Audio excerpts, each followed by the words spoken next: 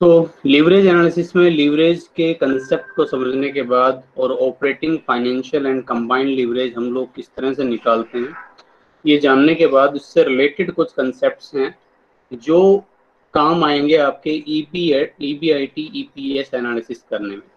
ठीक है, उस एनालिसिस पर तो बाद में जाएंगे। अभी फिलहाल हम जो समझ रहे हैं वो है एक और कंसेप्ट इससे related, that is called financial break even point.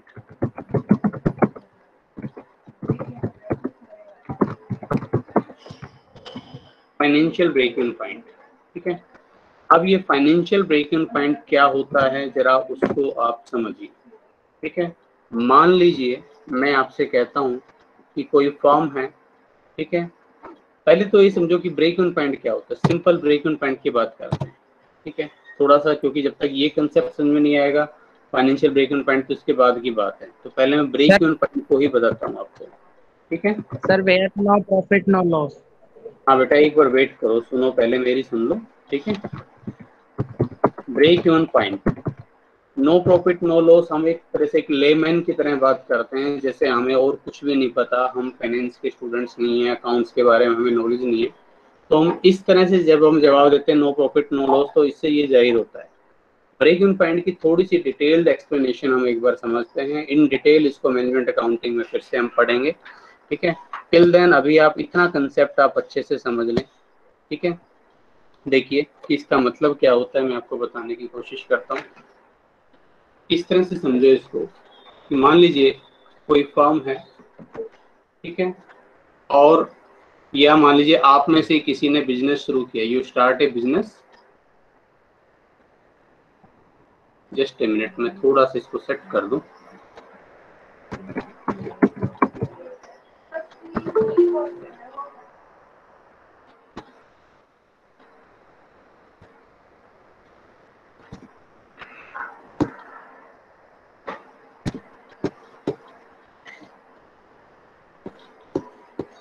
एक मिनट बस।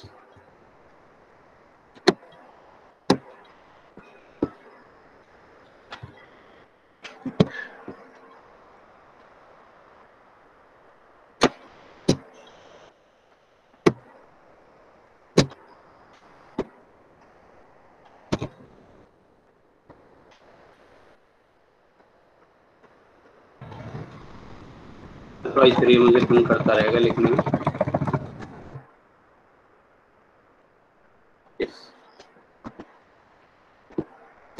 तो आपने कोई बिजनेस शुरू किया, जैसे कि मैंने कहा।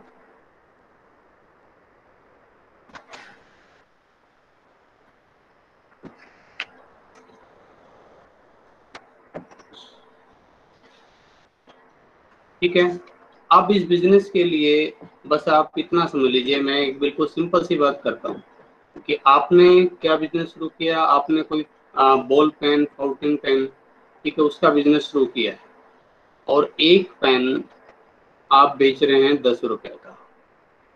ठीक है, और ये पेन आप जो खरीद कर ला रहे हैं, जो आपका बाइंग प्राइस है, ये आप 6 रुपए में खरीद रहे हो। बिल्कुल सिंपल से समझना इस चीज को, ब्रेक इवन पॉइंट को, कि होता क्या है, क्या बना है। ठीक है, अब आपने जो रूम लिया हुआ है ऑन रेंट पर, ठीक है, जहां बैठकर ये काम करते हो, ठीक है, मान लीजिए वहां का आपको रेंट पे करना पड़ता है। मंथली रेंट आपका 3,000 रुपया आपको रेंट पे करना पड़ता है। ठीक है, अब मान लीजिए आज से आपने शुरुआत करी और आज आपके 10 पेन बिक जाते हैं। ठीक है, अब 10 पेन बिके तो आपने कितना लाभ कमाया, मैं अगर आपसे पूछूं भाई कितना प्रॉफिट आपको आपको मिला। ठीक है, अब एक लेमन वाली लैंग्वेज जिसमें आप कह रहे थे, उस हिसाब से तो आप कहोगे जी 10 पेन हमने लिए, एक पेन 10 रुपए का बेचा, 10 पेन बिक गए जी 100 रुपए के, और 10 पेन हमने खरीदे थे 6 रुपए के हिसाब से 60 रुपए के, तो 40 रुपए का हमें लाभ हो, 40 रुपए का प्रॉफिट हो। ठीक है, अब अगर आपके साथी कहते हैं भाई 40 रुपए आपने कमा लिए, इसकी पार्टी हो जाए। ठीक है, आप आपने प्रॉफिट कमाया है, आप हमें पार्टी दे दीजिए। मान लीजिए पूरे एक महीने में आपके 10 पेन बिकते हो, तो क्या आप इस 40 रुपए को ये कह सकते हो कि मैंने लाभ कमाया? इम्पॉसिबल। रीजन, रीजन ये है भैया कि 3,000 रुपए का किराया कौन देगा, ये रेंट भी तो आपको पे करना है। तो ये 3,000 रुपए आपको देने हैं और कमाए आपने 40 रुपए, तो अभी तो आपके पास एक कह लीजिए 2,960 रुपए का लॉस है जो आपकी पॉकेट से जा रहे हैं, आपकी जेब से जा रहे हैं, क्योंकि ये वो किराया है, वो फिक्स कॉस्ट है ये, जो अगर आप एक पेन भी अगर आपका नहीं बिकता है आपके बिजनेस का एक महीने में, तब भी आपको देना ही देना पड़ेगा। ठीक है, तो आप इसको ये नहीं कह सकते कि भैया ये जो एक पेन जो मेरा बिकता है या जो 10 पेन मेरे बिक रहे हैं उससे मुझे 40 रुपए का प्रॉफिट हुआ। ठीक है, आप क्या कहेंगे इसे? मैं यूं कह सकता हूं कि जब एक पेन 10 रुपए का बिकता है जो मैंने 6 रुपए का खरीदा था, तो ये जो 4 रुपया है ना, इस 4 रुपए से मेरा जो रेंट है, जो मेरी फिक्स कॉस्ट है, वो कवर हो रही है। ये 4 रुपया कंट्रीब्यूट कर रहा है मेरी फिक्स कॉस्ट को कवर करने में। ठीक है, इसीलिए इसको हम सेलिंग प्राइस, इसको वेरिएबल कॉस्ट, और इसीलिए इसको हम कंट्रीब्यूशन बोलते आ रहे हैं। आपने पिछले उसमें समझा भी होगा, पिछले लेक्चर में मैंने आपको बताया भी था कि ये सी से बनता है कंट्रीब्यूशन, सेल्स में से वेरिएबल कॉस्ट।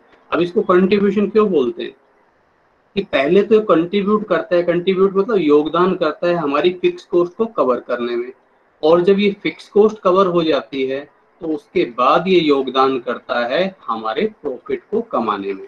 तो इसलिए कंट्रीब्यूशन में दोनों चीजें जुड़ी हुई होती है, फिक्स कॉस्ट और प्रॉफिट। ठीक है, जब तक फिक्स कॉस्ट पूरी नहीं होती तब तक तो प्रॉफिट का मतलब ही नहीं होता, तब तक तो कंट्रीब्यूशन फिक्स कॉस्ट तक ही रहता है। जब फिक्स कॉस्ट कवर हो जाती है तो उस कंट्रीब्यूशन के अंदर जो प्रॉफिट है वो भी इंक्लूड हो जाता है। ठीक है, तो अब आपके इस एग्जाम्पल में मैं अगर आपको इस तरह से कहूँ कि भैया फिर एक बार बताओ कि ऐसे कितने पेन बिके कि जो कम से कम आपका किराया तो जेब से ना देना पड़े, ये किराया तो आपका कम से कम वसूल हो जाए, वो लेवल आपका ब्रेक इवन पॉइंट होगा। ठीक है, सिंपल सी बात समझने के लिए। तो मैं कह रहा हूँ कि देखो भैया, जब एक पेन बिकता है तो मुझे 4 रुपया मिलता है, यानी कि 4 रुपए का मेरा किराया कवर हो जाता है एक पेन की सेल से। ठीक है, फॉर्मूला आपको अपने आप बनाना आ जाएगा अगर आप इस चीज को, कंसेप्ट को माइंड में बैठा लोगे। 1 रुपए का किराया वसूल होगा 1/4 पेन से, और 3,000 रुपए का किराया अगर मुझे कवर करना है तो ये कवर होगा, 3,000 को 4 से डिवाइड करो, 750 पेन। जब तुम्हारे 750 पेन बिकेंगे वहां पर तो जाकर तुम एट पार पर पहुंचोगे, वहां ना प्रॉफिट होगा ना लॉस होगा। ठीक है, देखिए जरा 750 पेन पर क्या क्या होगा, एक बार देखिए जरा, इसको आपको समझ में आ जाए। ताकि 750 पेन की बात कर रहा हूँ भाई मैं, 750 पेन की सेल्स। ठीक है, 750 पेन की सेल्स पर क्या हुआ, सेल्स होगी भैया आपकी 750, और एक पेन 10 रुपए का बेच रहे हो तो 7,500 रुपए की आपकी बिक्री होगी। ठीक है, कॉस्ट कितनी पड़ रही है, कॉस्ट जो वेरिएबल कॉस्ट है, जो पेन आप एक खरीद कर ला रहे हो, एक पेन 6 रुपए का, तो 750 पेन कितने के हो जाएंगे, ये भी आपके हो जाएंगे 4500 रुपए के, आप चेक करके देखिए। और सेल्स में से ये वेरिएबल कॉस्ट लेस होती है तो कंट्रीब्यूशन हो जाता है 3,000, और इस कंट्रीब्यूशन में से अब अपना रेंट, अपना किराया आप दे दीजिए 3,000 रुपया, आपकी जेब में बचेगा नहीं कुछ भी, निल, प्रॉफिट या लॉस 0। ठीक है, इस पॉइंट को बोलते हैं ब्रेक इवन पॉइंट। ठीक है, अब देखो जरा ब्रेक इवन पॉइंट पर क्या क्या आपको विशेषता नजर आ रही है। एट ब्रेक इवन पॉइंट क्या क्या आप पाते हो, एट ब्रेक इवन पॉइंट, जिसको हम ब्रेक इवन पॉइंट बोल रहे हैं, वहां देखो टोटल कॉस्ट जो है आपकी, ठीक है, जो आपकी टोटल कॉस्ट है उतनी ही आपकी टोटल सेल्स होनी चाहिए। ठीक है,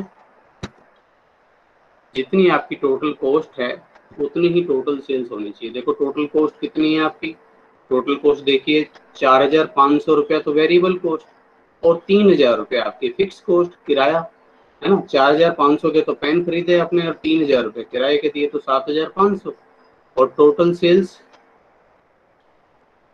ये 7,500। तो एक चीज तो आपको मिली, ब्रेक इवन पॉइंट किसे बोलते हैं, जहां हमारी टोटल सेल्स और टोटल कॉस्ट में फिक्स और वेरिएबल कॉस्ट का टोटल होता है, बराबर होती है, पहली बात। दूसरी चीज देखो, तुम्हारा कंट्रीब्यूशन कितना है 3000 और फिक्स कॉस्ट कितनी है 3000, ठीक है। अगर ये 4000 होता तो 1000 रुपये प्रॉफिट बच रहा होता ना हमारा, जैसे हम अभी तक करते आ रहे हैं। तो इसका मतलब दूसरी विशेषता मिली हमें, इस पॉइंट पर जो हमारा कंट्रीब्यूशन होता है वो फिक्स कॉस्ट के बराबर होता है, ठीक है। तीसरी बात, इस पॉइंट पर प्रॉफिट नहीं होता और लॉस भी नहीं होता, क्योंकि जितनी लागत उतनी ही बिक्री होती है, ठीक है। ये ब्रेक इवन पॉइंट होता है। और चौथी बात कि इस पॉइंट के बाद से प्रॉफिट मिलना शुरू होता है, जब 751वां पेन जब बिकेगा, 750 पेन तक तो आपकी फिक्स कॉस्ट कवर हो रही है। अब जब 751वां पेन बिकेगा, एक पेन जब एक्स्ट्रा बिकेगा, तो तब आपकी जो सेल 10 रुपए की होगी, उसमें वेरिएबल कॉस्ट 6 रुपए घट के 4 रुपए ये आपके अपने होंगे, तब इस 4 रुपए को मैं प्रॉफिट बोलूंगा। तो अगर ये 750 के बाद अगर आपके एक्स्ट्रा 10 पेन बिक रहे हों, ठीक है ना, तो वो 10 पेन 10 के हिसाब से 100 रुपए के बिकेंगे, 6 रुपए के आपने खरीदे होंगे 60 के हिसाब, मतलब 60 रुपए के। तो अब जो 40 रुपए बचते हैं वो आपका प्रॉफिट होगा। इस 40 रुपए की पार्टी दे सकते हो अपने दोस्तों को कि हाँ भाई ये 40 रुपए मैंने कमाए। तो इसका मतलब चौथी बात जो निकल कर आती है, वो क्या निकल कर आती है, बड़ी इंपॉर्टेंट पॉइंट निकल कर आया कि ये ब्रेक इवन पॉइंट वो लेवल होता है जहां से प्रॉफिट मिलना शुरू होता है, ठीक है। BEP is the level from where profit start. इसके बाद जो सेल्स होगी वो सारा, उसके बाद उस सब सेल्स पर हमें प्रॉफिट मिलेगा। इसीलिए जो सेल्स ब्रेक इवन पॉइंट से ऊपर होगी, ठीक है, उसे हम नाम देते हैं मार्जिन ऑफ सेफ्टी।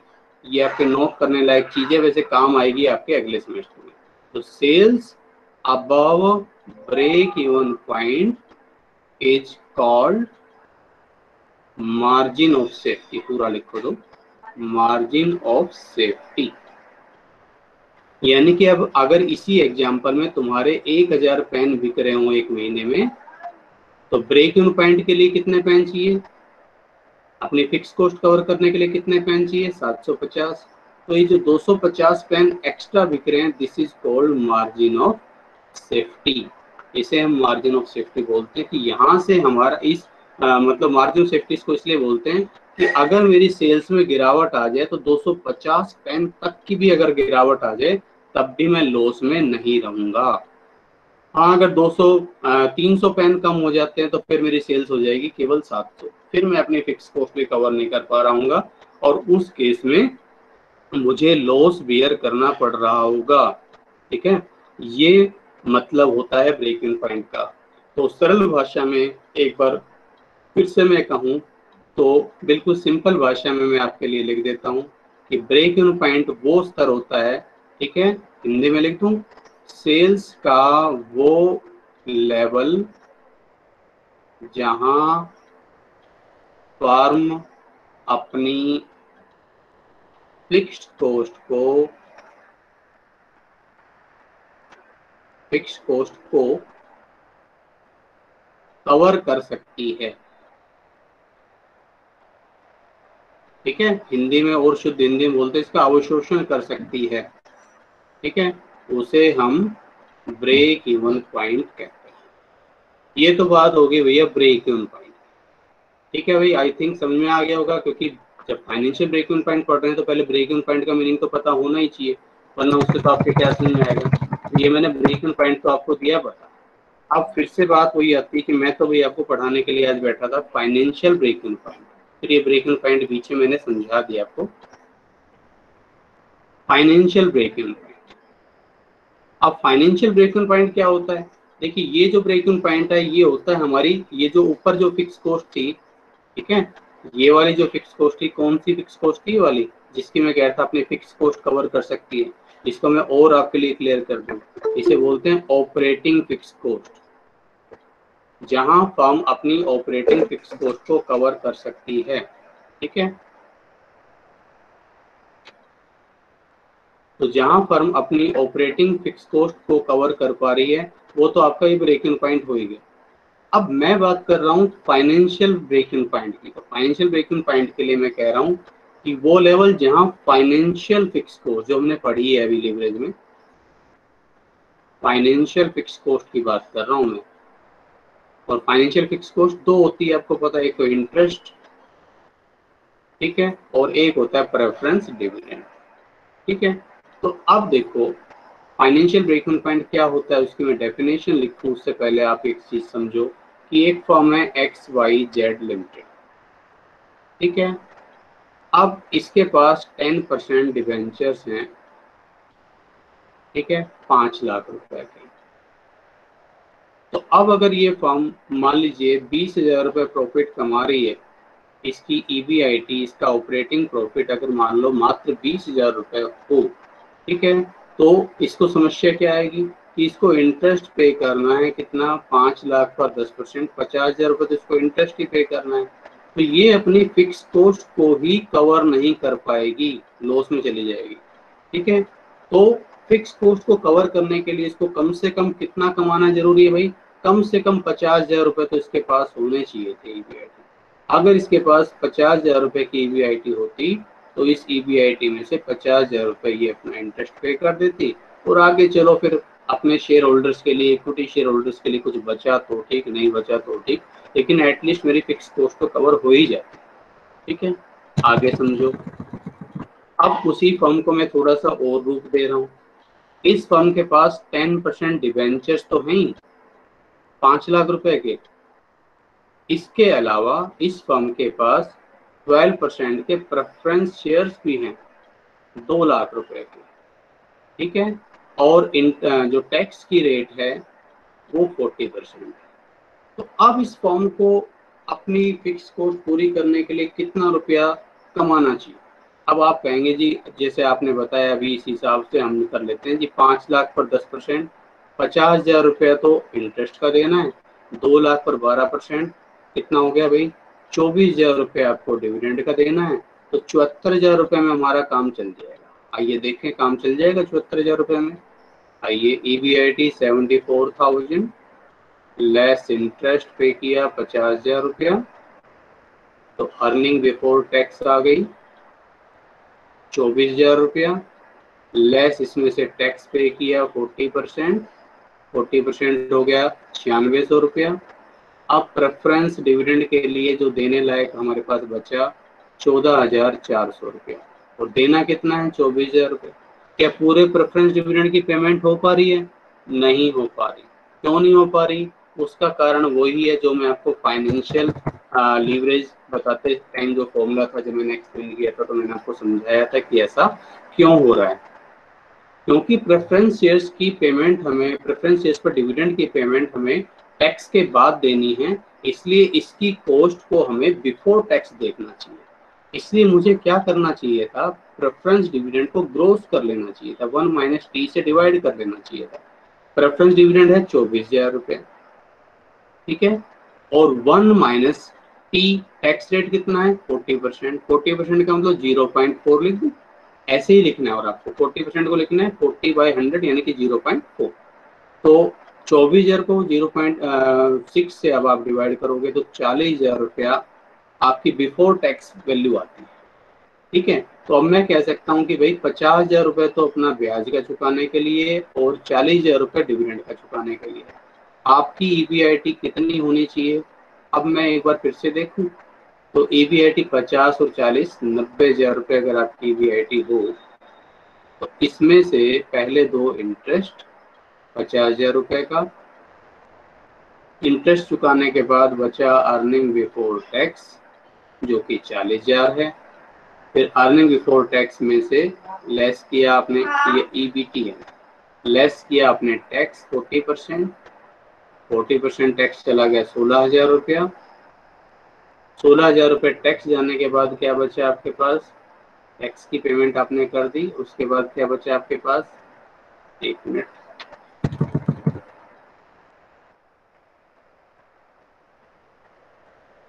तो ये 24,000 रुपये बचे आपके पास अर्निंग आफ्टर टैक्स। ठीक है, और अब इसमें से आप आराम से अपना प्रेफरेंस डिविडेंड की पेमेंट कर सकते हैं 24,000 रुपया। ठीक है, तो अब आपके पास net income available for equity share holders बचेगी। तो आई थिंक कुछ हद तक अब आपको समझ में आ गया होगा कि प्रेफरेंस जो फाइनेंशियल ब्रेकिंग पॉइंट क्या होता है। देखो क्या क्या देख पा रहे हैं, फाइनेंशियल ब्रेकिंग पॉइंट हमारा उतना ऑपरेटिंग प्रॉफिट होता है, वो ऑपरेटिंग प्रॉफिट, वो ईबीआईटी जो हमें चाहिए जिससे कि हम अपने फाइनेंशियल फिक्स कॉस्ट को कम से कम कवर कर सकें। ठीक है, अच्छा दूसरी बात, इस पर हमारी फाइनेंशियल फिक्स कॉस्ट की कवर होने के बाद जो net income available for equity share holders होती है वो नील बचती है, यानी कि इक्विटी शेयर होल्डर्स ना तो माइनस में जाते हैं। ठीक है, इक्विटी शेयर होल्डर्स ना तो माइनस में जाते हैं और ना उनके पास कुछ प्लस में बचता है। ठीक है ना, तो net income available for equity share holders यहाँ बचती है 0।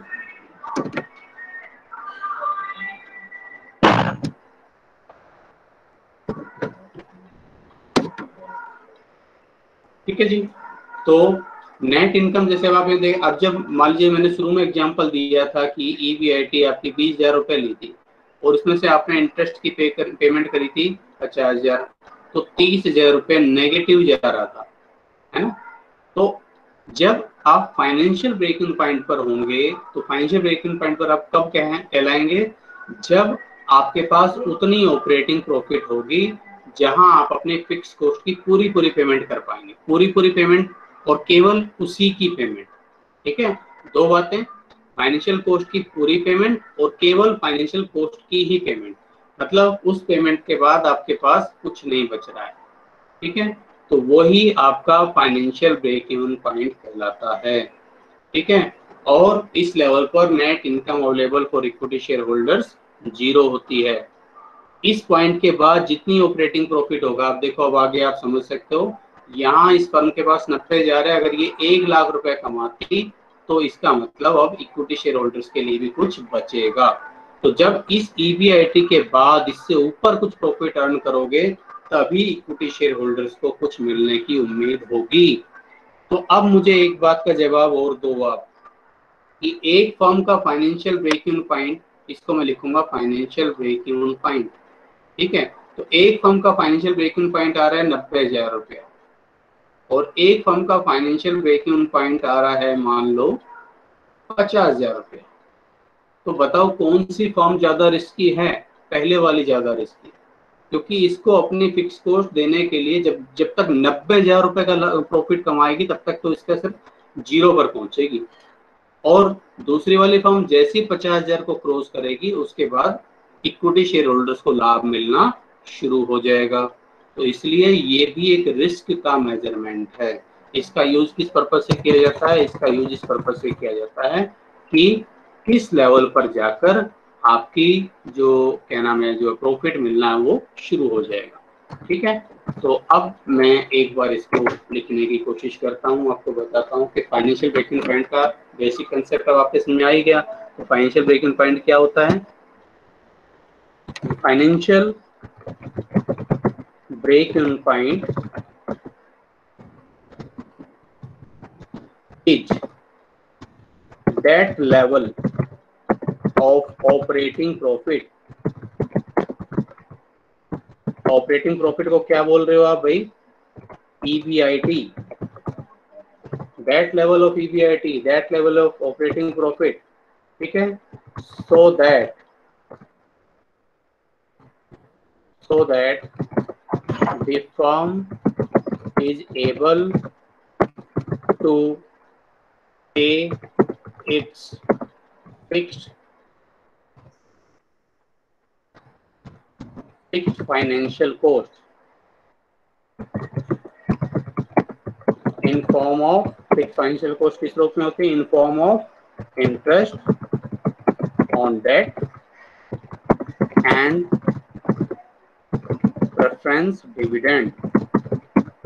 प्रेफरेंस डिविडेंड की और इंटरेस्ट ऑन डेट की पेमेंट करने में फर्म सक्षम हो जाती है।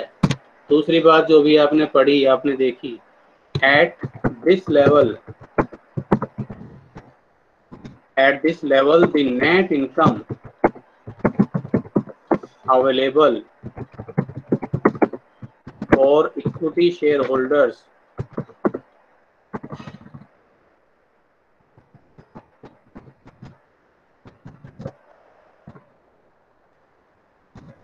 Net income available for equity share holders, यानी कि जिसको हम क्या बोलते हैं, NI, ठीक है, NI इज नील, यानी कि ना पॉजिटिव ना नेगेटिव, ठीक है। और क्लियर करूं तो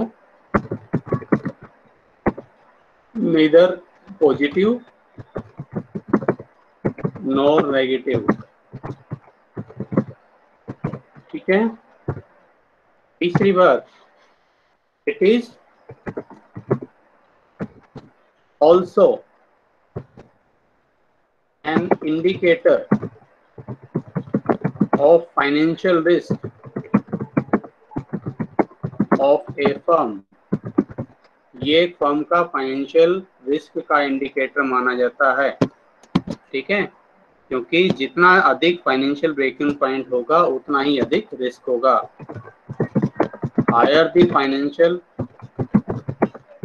ब्रेक इवन पॉइंट,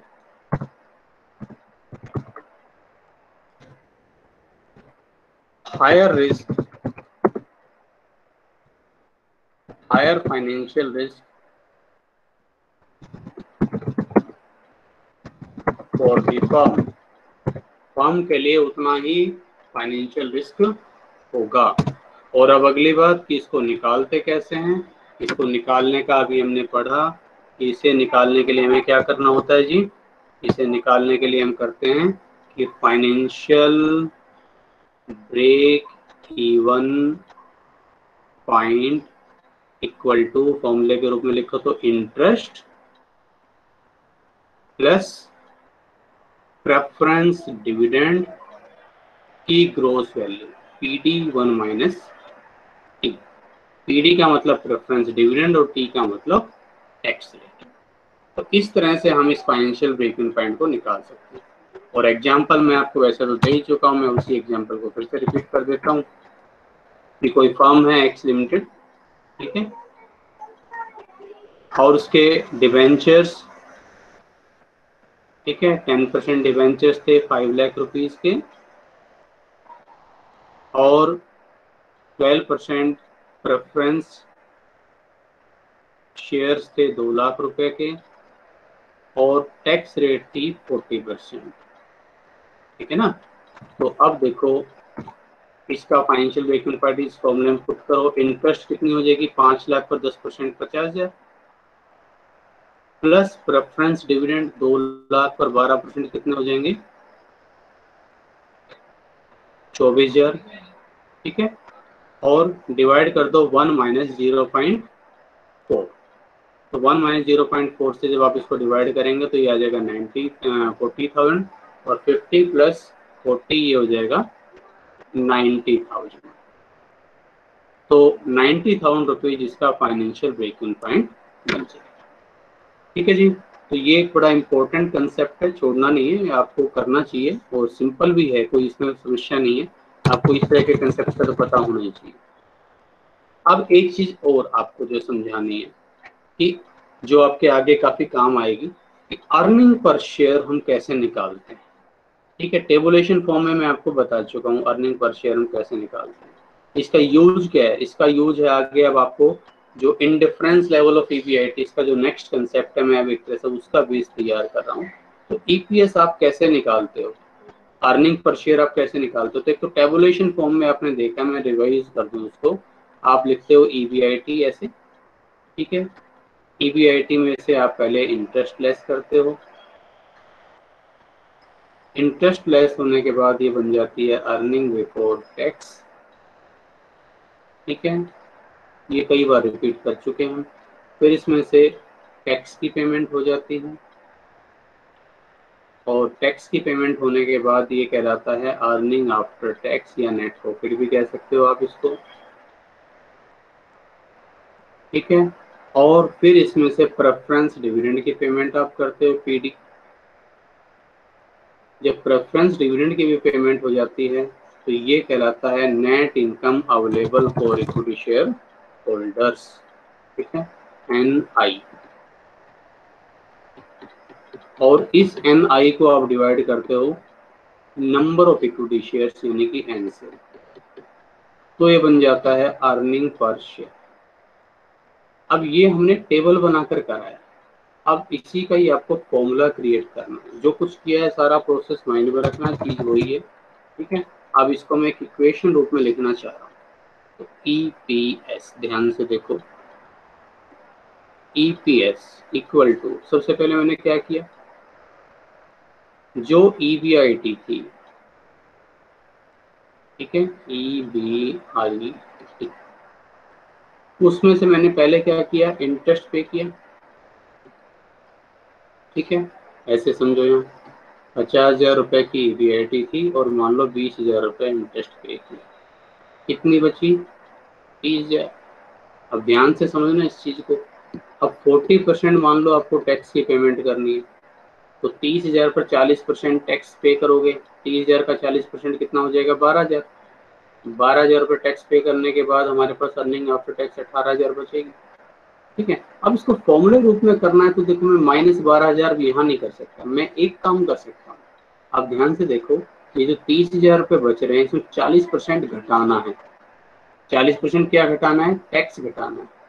तो अगर मैं इसको 60% से गुना कर दूं, सीधा ही 30,000 को सीधा 60% से गुना कर दूं, तो अपने आप ही 18,000 आ जाएगा, अपने आप ही 40% कम हो जाएगा ना।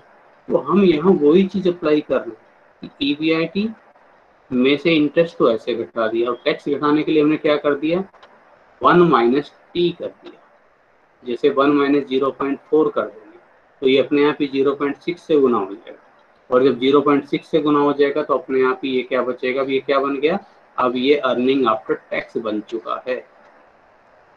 फिर माइनस इसमें से कर देते हैं preference dividend, PD, preference shares पर डिविडेंड हम पे करते हैं ना, ये रहा, उसकी पेमेंट कर देते हैं। अब ये जब पीडी भी घट गया, तो बताओ ये क्या आ गया, ये आ गया net income available for equity share holders.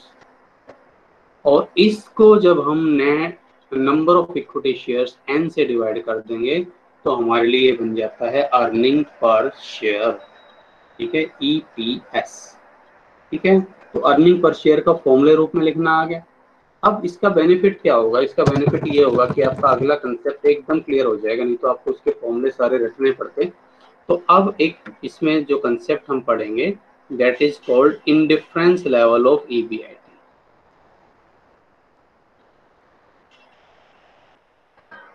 Indifference level of EBIT, ठीक है। इंडिफरेंस फिर से लिखूं,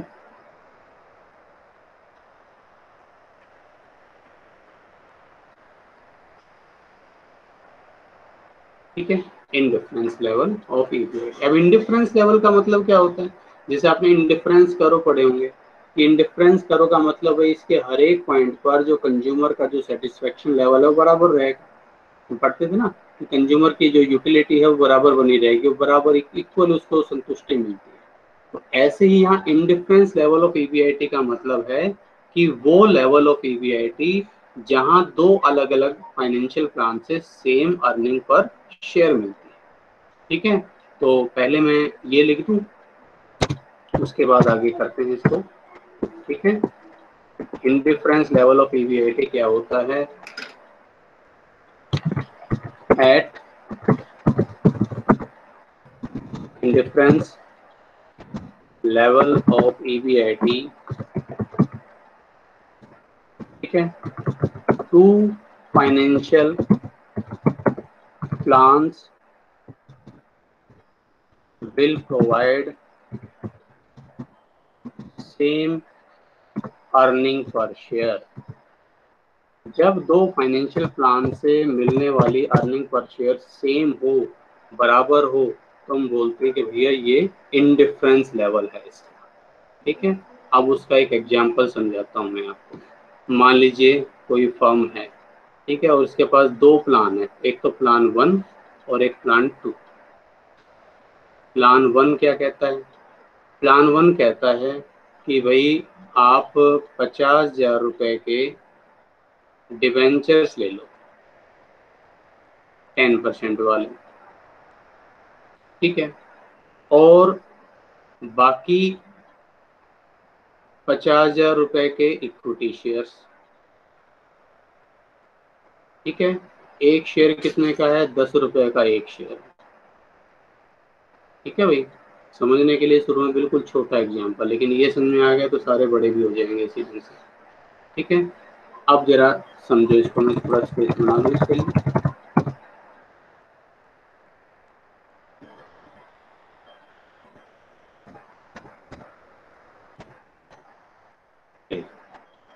दूसरा फाइनेंशियल प्लान क्या कहता है? दूसरा प्लान कहता है कि भाई ये 1,00,000 रुपए जो आपको लेने हैं ना, सारे के सारे इक्विटी शेयर से ले लो। 1,00,000 रुपए के इक्विटी शेयर।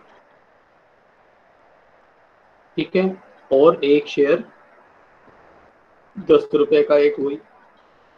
अब मैं इस भेड़-बुन में हूं कि इन दोनों में से कौन सा प्लान मेरे लिए बेटर रहेगा। इंडिफरेंस लेवल इस चीज में काम आता है, आपके लिए प्लान सेलेक्ट करने में काम आता है। तो इसके लिए मैं, इससे पहले कि मैं बताऊं कौन सा बेटर रहेगा, पहला काम क्या किया करो, पहला इंडिफरेंस लेवल निकालो। ठीक है, तो पहले हम इसके लिए क्या निकालेंगे? Indifference level. क्वेश्चन में कहे इंडिफरेंस लेवल निकालना है तो निकालना ही है। अगर ये पूछा जाए कौन सा प्लान बेटर रहेगा, तब भी पहले इंडिफरेंस लेवल देख लेना चाहिए।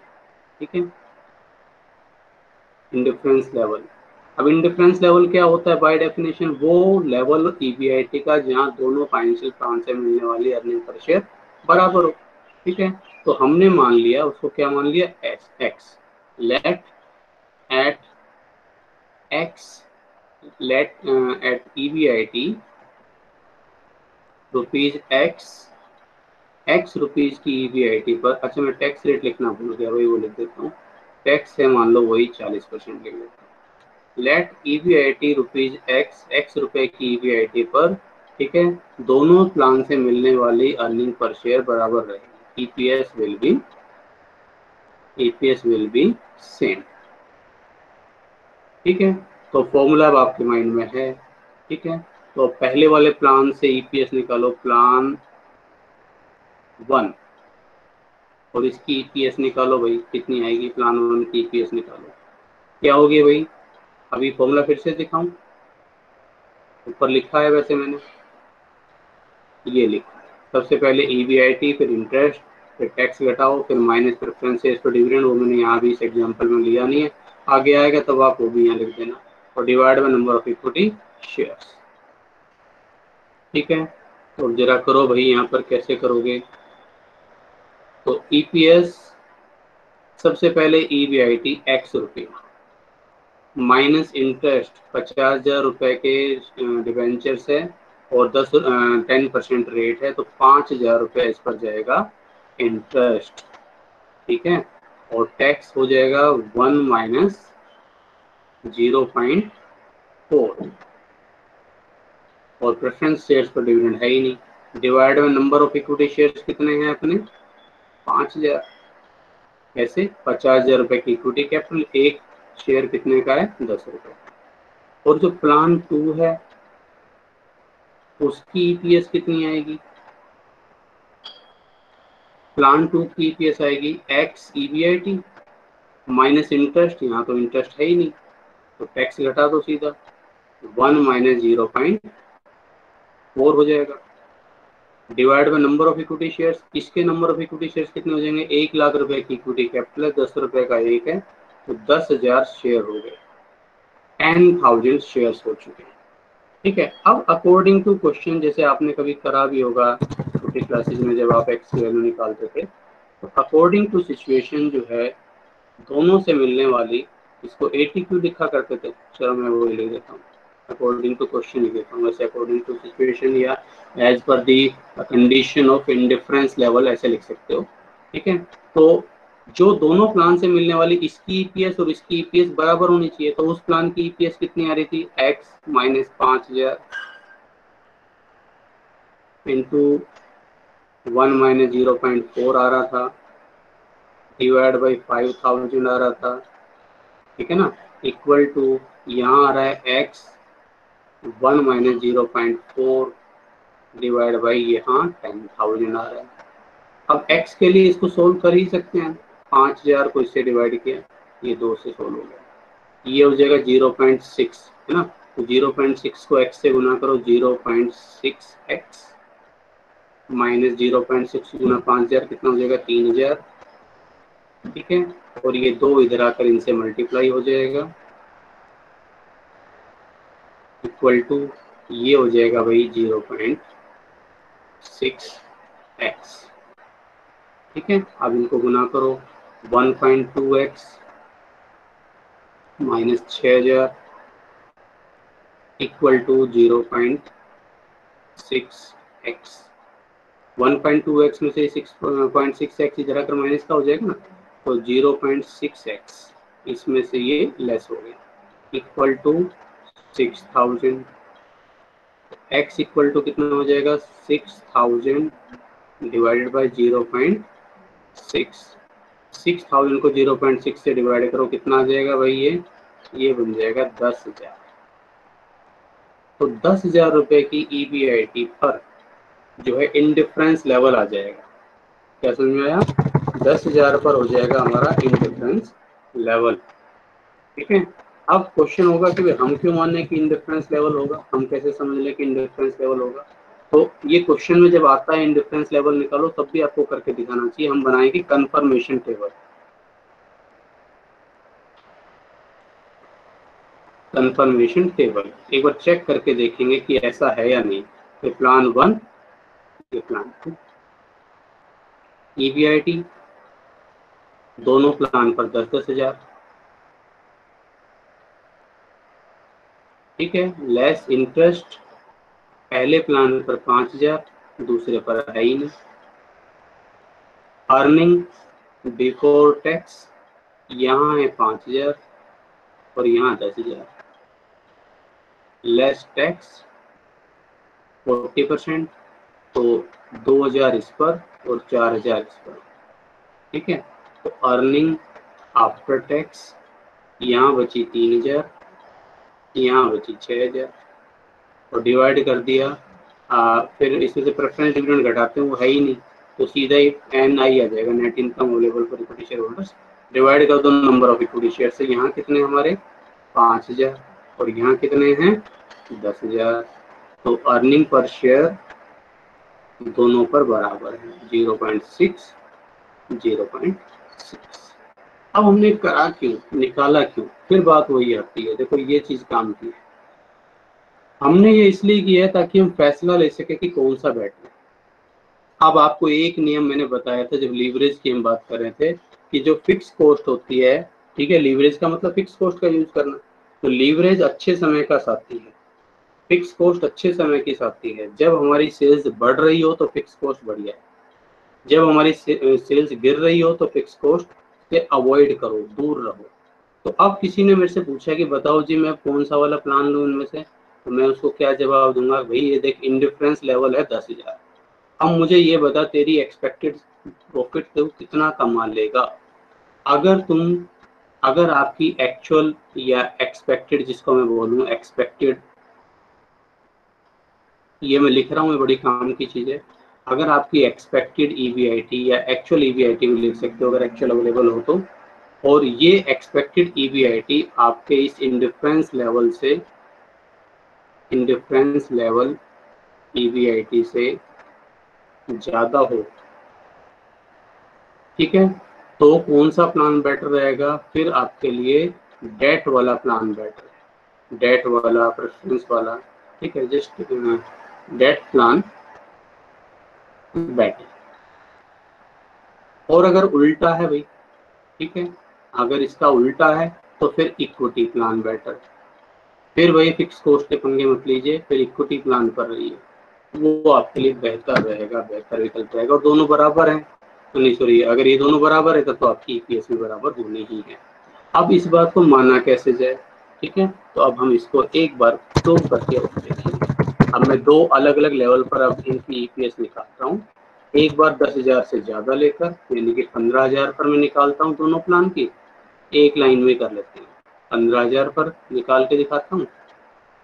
और एक बार अगर हमारी 10,000 से कम हो, यानी कि 8,000 हो, 10,000 से कम कितनी भी ले लो, 8,000 हो, तब दोनों प्लान से बताता हूँ। ये प्लान 1, प्लान 2, ये प्लान 1, ये प्लान 2। तो अब देखो यहाँ से EBIT तो हमने लिखी थी कितनी है, लेस इसमें से इंटरेस्ट 5000 और यहाँ है नहीं, यहाँ 5000 यहाँ पर है नहीं, ठीक है। तो अर्निंग बिफोर टैक्स यहाँ 10,000, यहाँ 15,000, यहाँ 3,000, यहाँ 8,000, लेस टैक्स 40%, 4,000 और यहाँ 6,000 बन जाएगा। यहाँ 3,000 पर 40% कितना हो जाएगा भाई, 1,200 और 8,000 का 40% 3,200। तो ये अर्निंग आफ्टर टैक्स कह लो या फिर प्रेफरेंस शेयर तो है नहीं, तो इसको सीधा NI ले लेता हूँ। तो 6,000 और ये 9,000, यहाँ से देखो भाई ये 1,800 और ये हो गए 4,800। अब डिवाइड करना नंबर ऑफ इक्विटी शेयर से, N से डिवाइड करना। कितने कितने थे, यहाँ तो थे 5,000 और यहाँ थे 10,000, यहाँ 5,000, यहाँ 10,000, ठीक है। तो अर्निंग पर शेयर कितनी आई, 6,000 को 5,000 से डिवाइड करो 1.2 और यहाँ 0.9 90 पैसे। यानी कि अगर हमारे पास 10,000 से ज़्यादा कमाने की हैसियत है तो जो डेट, जिस प्लान में डेट हम यूज कर रहे हैं वहाँ हम अच्छी अर्निंग पर शेयर कमा सकते हैं 1.2, जबकि इक्विटी प्लान में कम मिलेगी। और अगर हमारे इससे कम कमा पा रहे हैं तो 1,800 को 5,000 से डिवाइड करके देखो भाई कितना आता है। 1,800 को आपने 5,000 से डिवाइड कर दिया, ये आ जाएगा 36 पैसे, 36 पैसे, 0.36 और यहाँ 4.8, सॉरी 4.8 नहीं 0.48, ठीक है। तो अगर 8,000 कमा रहे हो यानी कि इंडिफरेंस लेवल से कम, तब तो इक्विटी वाले प्लान में EPS ज़्यादा आएगी। उससे ज़्यादा कमा रहे हो तो डेट वाला प्लान बेटर रहेगा, और अगर उतना ही कमा रहे हो तो फिर तो दोनों लेवल पर ये बराबर ही जाएगी। तो इसलिए ये इंडिफरेंस लेवल निकाला जाता है। एक्चुअल में ये इन डेप्थ की अगर मैं बात करूँ तो ये हम EBIT EPS एनालिसिस पढ़ रहे हैं, ठीक है, जिसको इन डेप्थ में आप नेक्स्ट आगे बड़ी क्लासेज में नेक्स्ट सेमेस्टर में पढ़ेंगे, 8 सेमेस्टर में। फिलहाल तो अभी आप इतना समझ लें कि इंडिफरेंस लेवल निकालते क्यों हैं, ठीक है, और कैसे निकालते हैं। कैसे निकालते हैं वो भी समझ में आ गया, और क्यों निकालते हैं उसका भी रीजन समझ में आ गया कि इससे हमें मदद मिलती है कि एक अच्छा financial plan, suitable financial plan जो मेरे लिए होगा उसको मैं किस तरह से सेलेक्ट कर सकता हूँ, ठीक है। तो इसकी आप और फिर प्रैक्टिस कर लीजिएगा, ठीक है, और उसके बाद 1-2 क्वेश्चन इसके और करवा देंगे आपकी, और प्रैक्टिस हो जाएगी। तो आई होप फिर इसमें मेरे ख्याल में कोई कंफ्यूजन फिर बचेंगे नहीं, ठीक है जी। अब इसमें कुछ पूछना है तो आप मुझे बता सकते हो, कुछ और पूछना चाहो तो।